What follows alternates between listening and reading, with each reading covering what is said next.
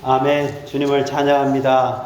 아멘. 자, 오늘은 베드로 전서 개관을 하도록 하겠습니다. 아멘. 우리가 지난주에 베드로 전후서의 기본 사상을 교통을 했습니다. 그것은 바로 하나님의 우주적인 통치, 이 통치에 따른 하나님의 심판을 몇 가지 예를 들어서 형제 자매님들과 함께 나누었습니다.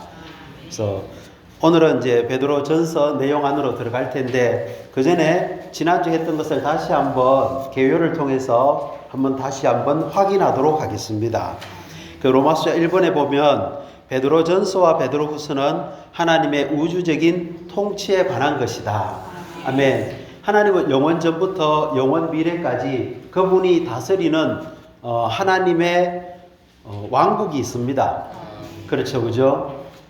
하나님의 왕국 안에 핵심은, 중심은 하나님의 통치입니다. 이게 적절한 비유가 될지 몰라도 지금 정부는 탄핵되었기 때문에, 탄핵되지는 않았지만 직무가 정지되어서 통치에 많은 심각한 문제가 있습니다. 그가 합당한 정부를 가지고 있다라고 말하기가 어렵습니다. 하나님은 영원 전부터 시작해서 영원 미래까지 그분의 왕국 안에서 하나님이 아주 적극적으로 주권적으로 행하시는 통치가 있습니다. 이 통치는 주로 심판을 통해서 이루어집니다. 그래서 A번 보시면 하나님은 심판하심으로 통치하신다. 하나님의 심판은 그분의 통치를 수행하기 위한 것이다. 베드로전서와 베드로후서는 하나님의 통치에 관한 것이기 때문에 이 서신들에서 하나님과 주님의 심판은 본질적인 항목들 중에 하나로서 거듭 언급된다. 형제 자매님들이 베드로전서 후서를 읽어보시면 하나님의 심판, 주님의 심판, 이런 내용들이 자주 등장합니다. 그래서 거기에 1, 2, 3, 4, 5, 6, 6가지 하부 중점들이 있는데 하나씩 읽어보겠습니다. 하나님은 먼저 범죄한 천사들을 심판하셨다. 언제 심판하셨을까요? 베드로후서 2장 3절 4절에 있는데, 노아 시대 때 자기들의 지위를 지키지 않고 땅에 내려와서 사람의 몸을 빌어서 사람의 딸들과 불법적인 결혼을 통해서 네피림, 거인 족속을 낳은 천사들을 하나님은 심판해서 어디에 두셨습니까? 타르타로스, 깊은 구덩이 안에다가 그들을 감금시켜 버렸습니다. 아멘. 두 번째, 하나님은 구약 시대에 살던 여러 세대의 사람들을 심판하셨다. 여러 세대의 사람들을 하나님 심판하셨죠. 첫 번째, 노아 홍수 때 하나님의 복음에 순종하지 않았던 육체가 되어버린 폭력이 가득한 그 인류를, 더러워진 그 인간 족속을 하나님은 홍수로 심판했습니다. 어마어마한 일이 일어났잖아요. 그죠? 바벨탑 때도 하나님은 인류를 심판했습니다. 광야에서 이스라엘 백성을 이끌고 모세가 이끌고 있었을 때 거역하고 반역하고 불평했던 그 이스라엘 사람들을 하루에 2만 명이 죽는 그런 심판도 있었습니다. 고라와 다단은 산채로 땅속으로 삼켜짐으로써 심판받았습니다. 이건 하나님의 통치적인 심판입니다. 3번은 하나님은 신약시대에 천년왕국이 오기 전까지 유대인들과 믿는 이들과 이방인에 대한 심판을 계속하신다. 우리가 잘 알다시피 주 70년에 타이터스가, 로마의 그 황제의 아들인 타이터스가 군대를 이끌고 와서 예루살렘을 포위하고 2년 동안 포위하다가 70년에 완전히 예루살렘을 멸망시켜 버렸습니다. 예루살렘 성전을 완전히 불태워버리고 그 안에 있는 수많은 유대인들을 무참히 죽이고 많은 사람들을 포로로 이끌어 갔습니다. 이게 다 뭡니까? 하나님의 심판입니다. 그 당시에 이 소식을 알고 있는 주님이 복음서에 그랬죠. 예루살렘이 군대에 포위되면 멸망이 가까웠다는 것을 여러분 아십시오. 아마 많은 유대인들은 그 과정에서 피했겠죠. 그 때문에 유대인 믿는 이들 사이에는 극도의 적개심도 생겼을지도 모릅니다. 아멘. 어떻게 보면 조국을 배반했기 때문에. 그러나 그들은 주님의 경고를 받고 피한 것입니다. 믿는 이들도 우리가 계시록 하면서 서머나 교회 10차례의 박해를 받았지 않습니까? 로마 제국에 의해서. 얼마나 그 박해가 뭔지 아십니까? 하나님의 통치적인 심판입니다. 미워서 그렇게 했겠습니까? 괘씸해서 그렇게 했겠습니까? 아닙니다. 하나님은 어떤 특별한 목적을 가지고 그렇게 하십니다. 결국 우리를 정화시키고 거룩하게 하시려고, 보석으로 만드시려고 고난이라는, 박해라는 수단을 통해서 심판하심으로 우리를 순수한 존재로, 거룩한 존재로, 귀한 존재로 하나님은 만들고 계십니다. 또 이방인들도 마찬가지입니다. 많은 나라들, 많은 제국들이 하나님에 의해서 심판받았습니다. 저도 이 20세기, 21세기를 살면서 뉴스를 통해서 와, 어떻게 이런 일이 20세기에 일어날 수 있을까? 21세기에 일어날 수 있을까? 하는 뉴스를 봅니다. 하나님의 심판입니다. 아멘. 우리 하나님은 심판하심으로써 통치하십니다. 4번을 보면 하나님은 천년왕국 후에 사람들과 귀신들을 포함하여 죽은 모든 사람을 심판하여 영원히 멸망받게 하시며 옛 하늘들과 땅은 불타버릴 것입니다. 아멘. 천년왕국 전에 주님은 이방인들을 심판하시죠. 그죠? 양과 염소로 분류하십니다. 그리고 천년왕국이 끝나면은 또 죽은 모든 사람들을 심판하십니다. 그때는 귀신들도 심판을 받을 것입니다. 그리고 그 옛 하늘과 옛 땅은 불로 타서 없어질 것이고 하나님의 의가 가하는 새 하늘과 새 땅이 도래할 것입니다. 그래서 5번을 보면 그럼 왜 하나님은 이런 다양한 종류의 심판을 하심으로써 하시는가? 5번, 하나님의 심판은 교회 시대에 믿는 이들을 위한 징계의 다루심입니다. 우리는 심판이지만 그 성격이 징계의 다루심입니다. 부모가 자녀를 회초리 들 때 죽이려고 패는 부모가 있겠습니까? 징계하는 겁니다. 징계의 다루심입니다. 그러나 천년왕국 시대에 패배한 믿는 이들을 위한 시대적인 형벌이 있습니다. 우리가 알잖아요. 패배한 믿는 이들은 천년 동안 바깥 어두운 곳에 내어 쫓겨서 시대적인 형벌을 받습니다. 그때 변화되지 못한 모든 것들이 변화될 겁니다. 이 땅에 처리되지 못했던 모든 것들을 그들은 처리할 겁니다. 아멘. 그리고 믿지 않는 이들을 위한 영원한 멸망을 포함합니다.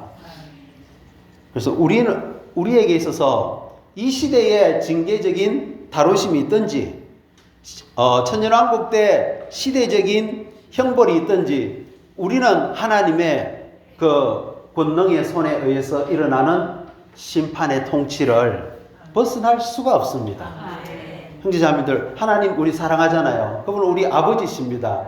아버지 그러면 얼마나 달콤합니까? 근데 베드로가 이 아버지를 우리의 행위와 일에 따라서 심판하시는 분을 여러분이 아버지라고 부른다면 얼마나 두려움으로 살아야 되겠습니까? 아버지 좋지만은 그 아버지가 창조 안에서는 우리를 심판하시는 분이십니다. 아멘. 자, 6번을 같이 한번 읽어볼까요?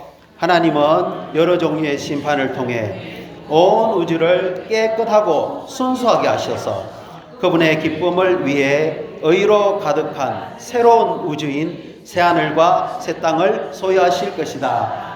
만일 제가 제 방에 갔는데 모든 것이 어지럽고 지저분하고 헝클어져 있고 더럽다면 뭐 하겠습니까? 깨끗하게 치우잖아요. 눕혀져 있는 것들은 바로 세워서 책꽂이에 꽂을 것이고, 잘못된 자리에 있는 것들은 옳은 자리에 놓을 것이고, 쓰레기들은 썰어서 쓰레기통에 넣을 것입니다. 어떤 면에서는 그것들이, 그 물건들이 저에게 뭐 당하고 있습니까? 심판받고 있는 겁니다. 그렇잖아요. 하나님은 이 우주를 깨끗하게 하셔서 심판을 통해서 깨끗하게 해서 새로운 하늘, 새로운 땅을 얻기를 원하십니다. 아멘. 형제자매들, 이것이 베드로 전서와 후서 안에 있는 기본적인 사상입니다. 근데 비번 같이 한번 읽어볼까요? 베드로서의 서신들이 귀중한 까닭은 이 서신들에서 베드로가 그리스도인의 생활과 하나님의 통치를 결합함으로써 그리스도인의 생활과 하나님의 통치가 한 쌍으로 함께한다는 것을 계시하기 때문이다. 아멘. 자, 1번 보면 우리는 하나님에게서 태어나 영적인 생명을 갖게 되었고 새 창조물이 되었지만 여전히 옛 창조물 안에 있다. 이러한 이유로 우리에게는 하나님의 통치적인 다루심이 필요하다. 아멘. 우리의 영은 거듭나서 새 창조입니다. 우리 혼은 변화되어 가고 있죠. 그러나 우리는 여전히 옛 창조물을 가지고 있습니다. 이것들은 통치적인 다루심이 필요합니다. 우리가 옛 창조물 안에 여전히 있기 때문에 하나님의 통치적인 심판이 우리에게 있는 것입니다. 아멘. 2번 베드로전서 1장 17절에 나오는 아버지께서 수행하시는 심판은 장래의 심판이 아니라 하나님께서 그분의 자녀들을 통치적으로 다루시는 현재의 매일의 심판이다. 아멘. 장래에 우리가 심판받는 그것이 아니고요. 현재 매일의 심판입니다. 형제 자매님들, 어떤 분들 건강이 굉장히 아파된 적 있잖아요. 고난 아닙니까? 그렇죠, 그죠? 갑자기 경제적인 상황이 너무너무 어려워집니다. 그것도 고난입니다. 심지어 어떤 나라에 있는 믿는 이들은 여전히 그 정부에 의해서 박해를 당하고 있습니다. 이 모든 것들이 매일 현재 하나님의 손에서 일어나는 통치적인 심판인 것입니다. 우리를 거룩하게 하시려고, 그분의 보물로 만드시려고, 우리 존재 안에 있는 모든 흠과 티를 없애서 깨끗하고 순수하고 보배로운 존재로 만드시기 위해서 하나님은 그 일을 하고 계십니다. 여기에는 누구도 예외가 없습니다. 바울이 예외라고 생각하십니까? 아닙니다. 모세도 심판받았잖아요. 다윗도 심판받았습니다. 정말 하나님은 공의로우신 분입니다. 그분의 의와 일치하지 않는 모든 것들, 그분의 거룩한 본성과 부합되지 않는 모든 것들, 그분의 영광을 거스르는 모든 것들은 하나님은 심판하시는 겁니다. 그래서 3번을 보면 하나님의 통치에서 징계하는 심판은 하나님의 집에서부터 시작된다. 어디서부터 시작된다고요? 하나님의 집에서부터 시작됩니다. 하나님의 집이 뭡니까? 교회입니다. 하나님은 우리부터 먼저 심판합니다. 왜 그렇게 하시겠습니까? 그게 공의입니다. 하나님은 우리부터 먼저 심판하심으로써 믿지 않는 자들, 복음에 불순종하는 자들, 하나님을 거역하는 사람들을 심판할 근거를 가지게 되는 겁니다. 그래야 하나님이 떳떳하게 심판하실 수 있지 않겠습니까? 교회시대 때 보면 아나니아와 삽비라 하나님께 성령께 거짓말을 했습니다. 그 심판했잖아요. 우리가 바울의 글을 읽어보면 고린도전서 11장입니까? 주님의 만찬에 참여할 때 이 몸을 분별하지 않고 먹고 마시는 자는 자기의 심판을 먹고 마신다고 합니다. 그래서 어떤 사람은 약하고 어떤 사람은 병들고 어떤 사람은 잠들기까지 했다고 합니다. 잠들었다는 말은 죽는다는 뜻입니다. 아니 물질적인 그것이 뭐가 그렇게 대단하다고 그것에 대해서 그걸 잘못 먹었다고 해서 심판을 받습니까? 예, 그것은 하나의 표징이지 않습니까? 그러나 그 안에 영적인 의미가 있습니다. 우리가 몸을 분별하지 못하고 그것을 합당하지 않는 방식으로 계속해서 한다면은 하나님은 그 사람을 약하게도 하시고 심지어 죽음에도 이르게 하는 심판을 하는 겁니다. 이거는 분열된 그 기독교계에게 하시는 말씀이 아닙니다. 우리에게 하는 말씀입니다. 아멘. 그래서 4번을 보면 그리스도 안에 믿는 이들이자 하나님의 자녀들로서 우리는 하나님의 통치 아래서 그리스도인의 생활을 해야 한다. 아멘. 사랑하는 형제 자매님들, 우리가 하나님의 징계의 손이, 통치의 손이 우리에게 올 때 어떻게 해야 됩니까? 우리 자신을 겸손히 낮춰야 됩니다. 그리고 우리를 통치하시고 심판하시는 그 신실하신 하나님께 우리의 혼을 맡겨야 됩니다. 다른 길은 없습니다. 아멘. 자, 그러나 심판이라고 하니까 두렵잖아요. 심판이라는 단어가 유쾌한 건 아닙니다. 그럼에도 불구하고 베드로 전서와 후서에는 이 심판이라는 기본적인 사상과 더불어서 생명과 교회 생활의 공급이 있습니다. 그래서 10은 한번 읽어볼까요? 베드로의 서신들은 하나님의 통치를 강조하지만 이 책들은 여전히 생명과 교회 생활의 원칙 안에 있다. 신성한 생명과 교회 생활이 하나님의 통치를 다루는 베드로의 두 서신의 내용이다. 그래서 베드로 전서의 주제는 하나님의 통치 아래 있는 그리스도인의 생활입니다. 그리고 베드로 후서의 주제는 신성한 공급과 신성한 통치입니다. 우리 하나님은 공급이 없이 분배가 없이 다만 객관적으로 엄격하게 우리를 다루시는 분은 아닙니다. 여전히 우리가 이 통치 아래서 주님께 순종할 수 있는 것은 우리에게 생명의 누림이 있고 교회 생활이 있기 때문입니다. 아멘. 주 예수님, 베드로전서는 몇 장으로 되어 있을까, 형제 자매님들? 베드로전서는 5장으로 되어 있습니다. 자, 우리 이 베드로전서를 쓴 베드로에 대해서 잠깐 이야기해 봅시다. 베드로의 직업은 무엇이었습니까? 어부였죠. 갈릴리 바다에서 고기 잡는 어부였습니다. 바울처럼 학문을 많이 했거나 그렇게 지식적인 사람은 아닙니다.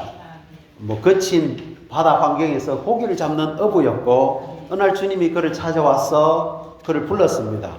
이제부터 당신은 사람을 낚는 어부가 되게 하겠습니다. 그러면서 주님을 따르기 시작했죠. 3년 반 동안 주님 따르면서 베드로는 주님을 굉장히 사랑했습니다. 그러나 그에게는 천연적인 육신의 약함도 있습니다. 주님, 다른 사람은 다 주님을 버릴지라도 저는 주님을 죽는 데까지 따라가겠습니다. 맹세했잖아요. 근데 웬걸 그 작은 여종 앞에서 주님을 부인하면서 철저하게 패배합니다. 그래서 또 베드로는 또 앞장서는 데 잘합니다. 그렇죠, 그죠? 제자들 끌고 고기 잡으러 갔잖아요.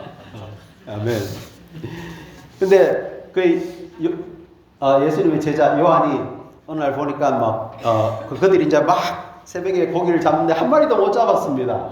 그러니까 주님이 저 바닷가에서 그물을 이렇게 이쪽으로 던지십시오 하니까 던졌더니만 물고기가 153마리 가득 잡혀가지고 배가 잠길 정도로 잡혔습니다.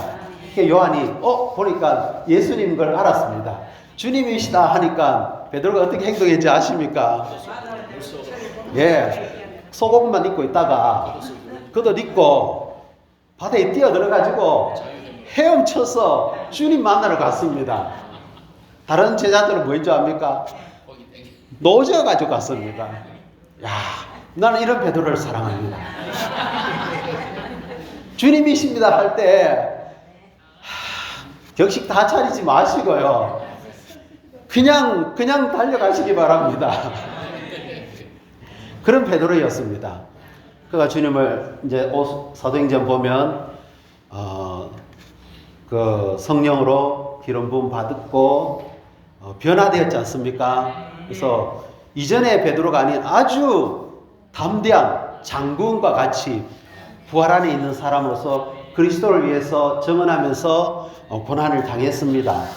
베드로의 사역은 사도행전 12장에 의도적으로 감옥에서 풀려 나오는 것으로 그의 사역은 더 이상 기록이 되어 있지 않습니다. 근데 제가 왜 이 말씀 드리냐면요, 베드로 전서를 읽어보면 베드로는 헬라어의, 그 당시 성경은 헬라어로 기록되어 있습니다. 헬라어에 그렇게 능통하지 않습니다. 지금 우리가 베드로 전서 이 본문을 읽을 때는 아주 매끄럽고 깔끔하게 번역되어 있죠. 그런데 저는 헬라어는 잘 모릅니다. 영어는 조금 아는데 영어로 베드로의 글을 읽으면요 어렵습니다. 해석하기가 어렵습니다. 왜 그러냐 하면요. 베드로라는 사람은 문법적으로 헬라어의 문법적으로 이걸 기록하지 않습니다. 오히려 그는 자기가 체험한 것에 따라서 한 문장 안에 많은 걸 집어넣어 버립니다. 포함시키니까 이 말이 길어집니다. 체험이 많은 사람들은 말이 깁니다. 바울의 글을 읽어보면요, 논리정연하고요, 깔끔합니다. 읽기가 아주 쉽습니다. 근데 베드로의 글은 우리 글로 읽어서 그렇지, 우리가 만일 영어로 읽든지 헬라어로 읽으면요, 좀 좌절감을 느낍니다. 그러나 그 안에 깊은 것들이 있습니다.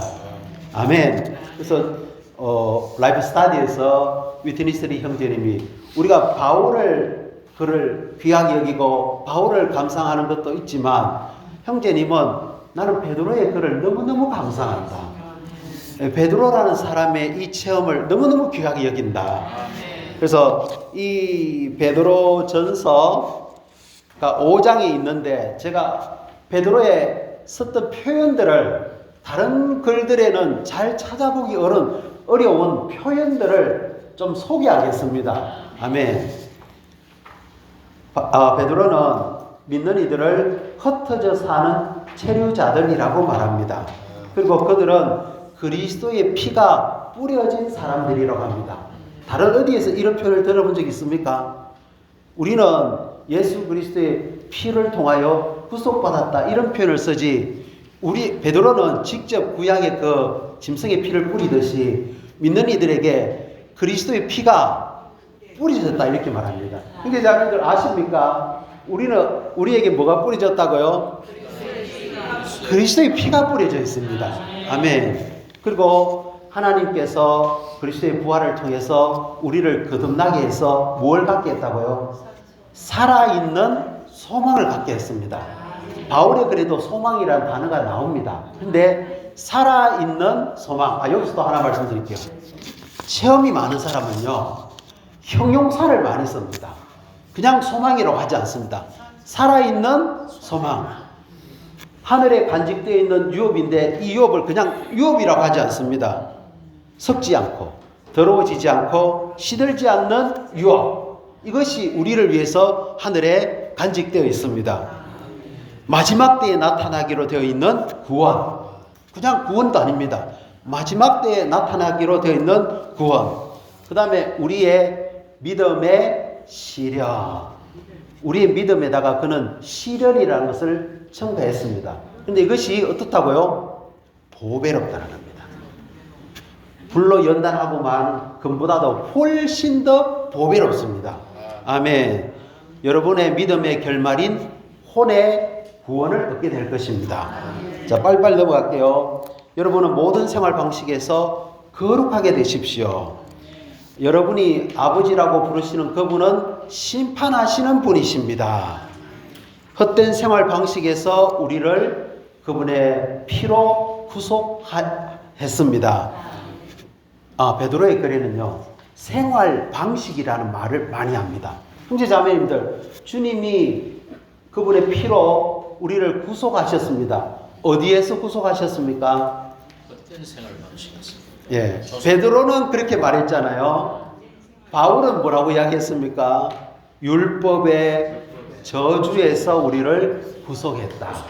그 피로 우리가 죄가 용서받았다. 근데 베드로는 강조하는 게 있습니다. 그 그리스도의 구속을 통해서 우리가 조상들로부터 물려받은 헛된 생활 방식에서 우리가 구속받았다는 겁니다. 베드로는 생활을 굉장히 중요하게 여깁니다. 죄, 예를 들어서 율법 이런 건 다 뭡니까? 교리적인 겁니다. 그런데 생활이라는 것은 체험적인 겁니다. 이게 베드로 안에 있었던 느낌입니다. 형제 자매님들, 왜 주님이 그분의 보배로운 피로 우리를 구속하셨다고요?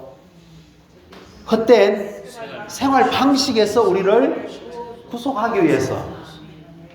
그래서 거룩한 생활을 살도록 그 피를 우리에게 뿌렸습니다.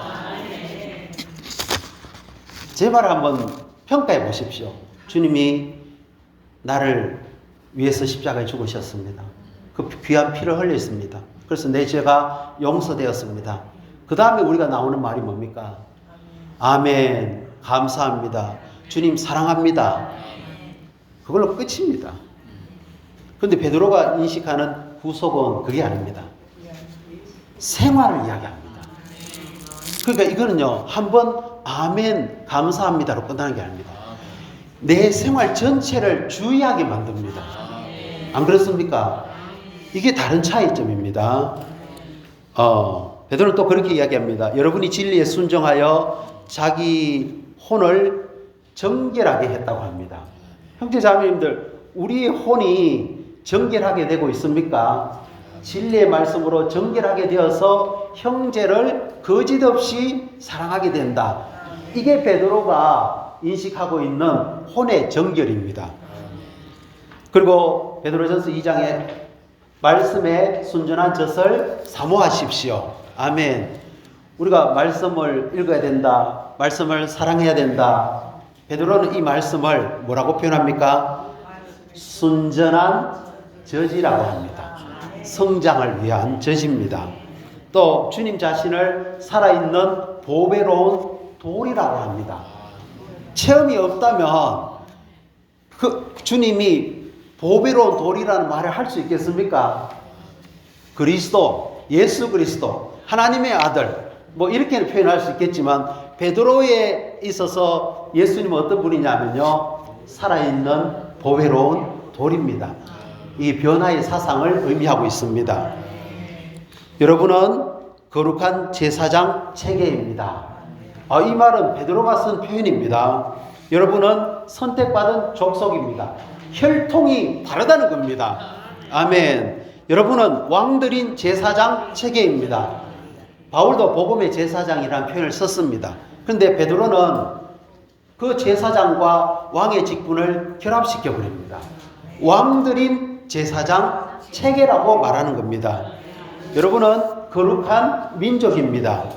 하나님의 소유된 백성입니다. 하나님 볼 때 여러분보다 귀하고 값진 것은 없습니다. 그래서 뛰어난 생활 방식으로 사십시오. 좋은 행실로 사십시오.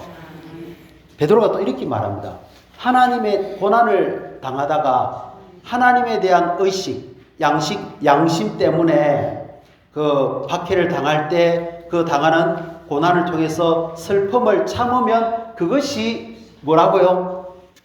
은혜라. 형제자매님들, 우리 은혜에 대한 인식을 알고 있잖아요.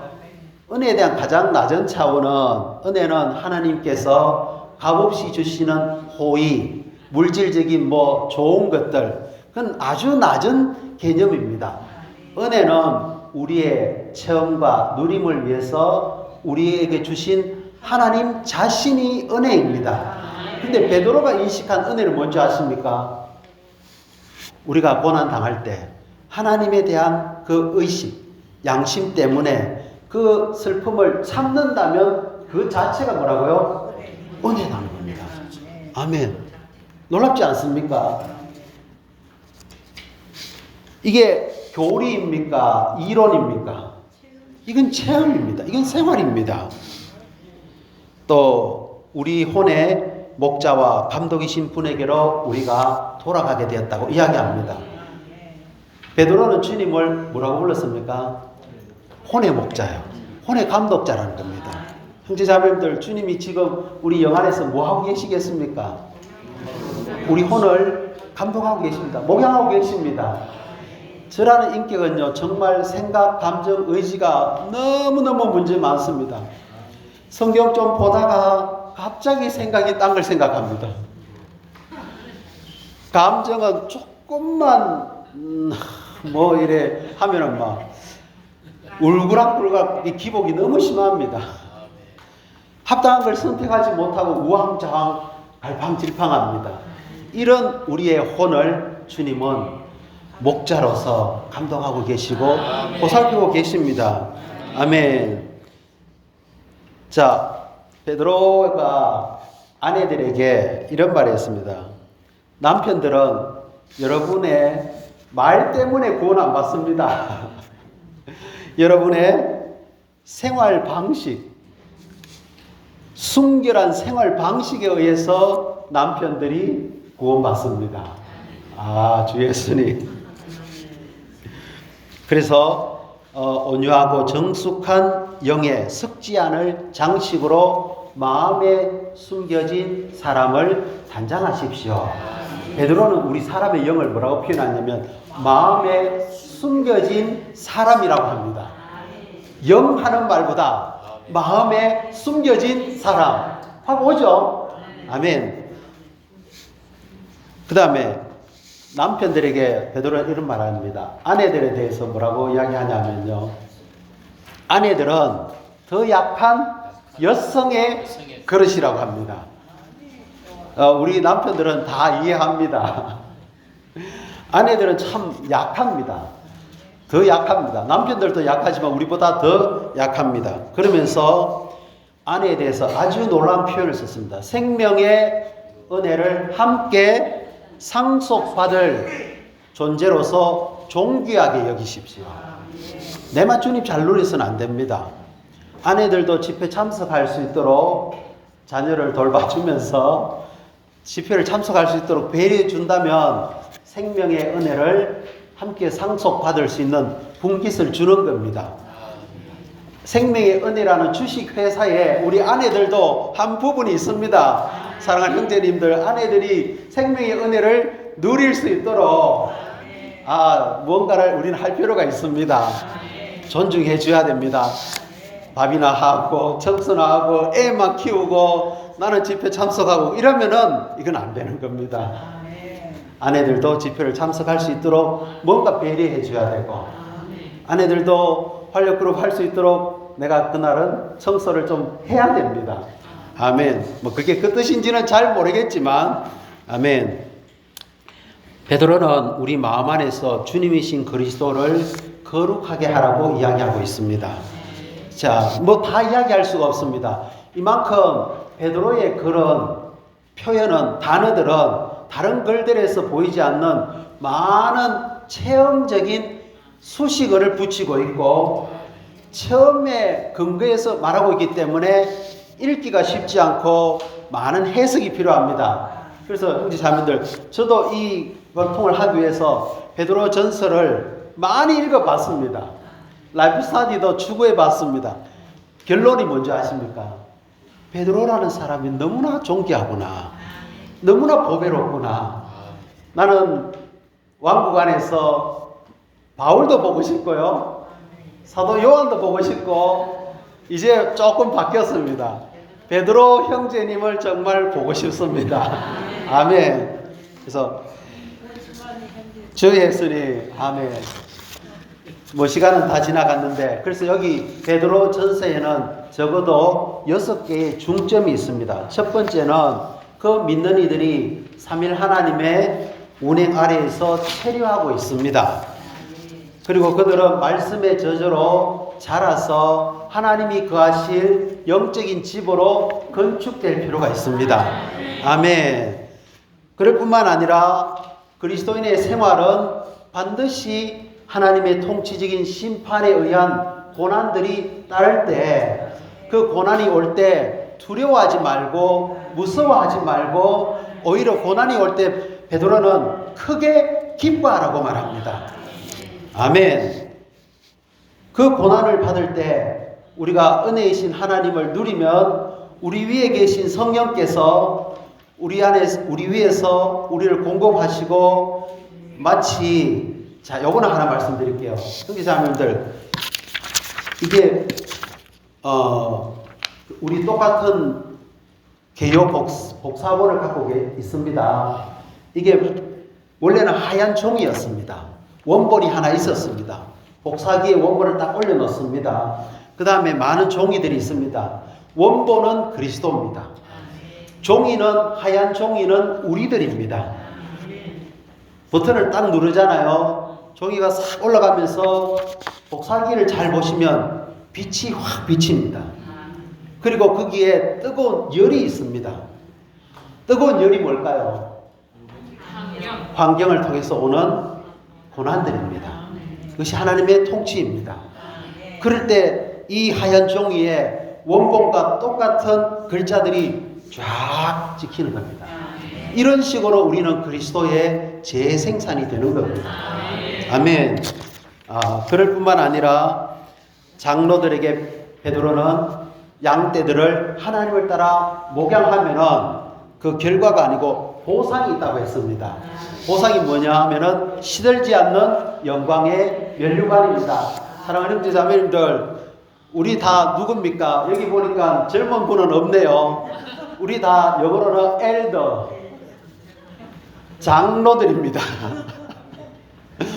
우리가 하나님을 따라 사람들을, 하나님의 양떼를 목양하면 주님이 오실 때 우리에게 뭐 주신다고요? 시들지 않는 면류관을 주실 겁니다. 이 보상을 받게 될 것입니다. 그래서 베드로가 마지막으로 권면하는 말이 하나님의 권능의 손이 우리에게 임할 때 겸손해지고 모든 염려를 하나님께 맡기라. 겸손하지 않고 염려에 사로잡혀 있으면 마귀가 우는 사자와 같이 그런 사람들을 삼켜버린다고 합니다. 사탄이 제일 좋아하는 먹이는 교만과 염려입니다. 그렇죠. 그러나 겸손하게 염려를 하나님께 맡길 때 베드로전서 5장 10절에 보면은 우리 개요의 마지막 F에서 한번 같이 읽어봅시다.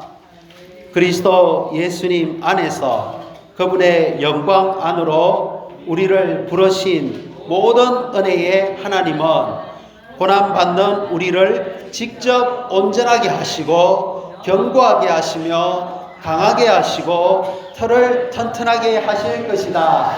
마귀는 으르렁대는 사자지만 우리 하나님은 모든 은혜의 하나님입니다. 우리를 어떻게 하신다고요? 직접 온전하게 하시고 견고하게 하시고 강하게 하시고 털을 튼튼하게 하셔서 왕국 안으로 넉넉하게 들어가게 할 것이고 영광 안으로 이끄실 것입니다. 아멘. 이것이 베드로전서의 전체적인 내용입니다. 집에 돌아가셔서 정말 베드로전서를 많이 읽으시기 바랍니다. 아멘. 집회를 마치겠습니다.